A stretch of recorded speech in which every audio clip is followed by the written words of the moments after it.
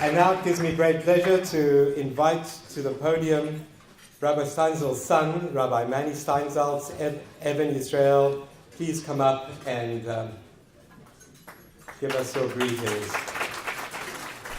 Thank you. I can keep them out. I can say them. Good evening. Thank you so much. Such an honor and pleasure to be here in this marvelous occasion. I like to do, even though my father was supposed to be here, due to his medical condition, he can't. So I will take his position and speak for the next, let's say, 45 minutes. That's the short version, of course. But really, in short, in the Torah portion of last week, we just read in the sanctuary yesterday, we read a story about Jacob. Jacob is fleeing his house, running from death threats from his brother, which is a typical Jewish family.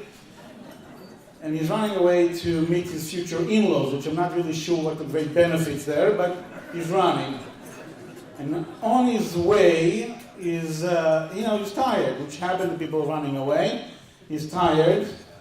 There was no hotel, no Hilton, no Intercontinental, nothing. He has even not a hold in. So he has no choice. He's picking up some rocks and he put them under his head, fall asleep, and in his sleep, surprisingly, he had a revelation. He has a dream, and in his dreams he sees angels going up and down. When he wakes up the next day, apparently he is in completely awe of the vision that he saw, and he declares that this must be that place where he was sleeping. That must be the house of God. And he points, the Talmud referred to it as they use the word zeh, this. He points up and says, this must be the gate of heaven. It's, in my opinion, and I think many people will join me on this, the mission that Jacob, our forefather, taught us is, it doesn't matter where you are in the world. It doesn't matter if it's even in Scottsdale, Arizona, which is my pleasure to be here. It's my 5th time in this place.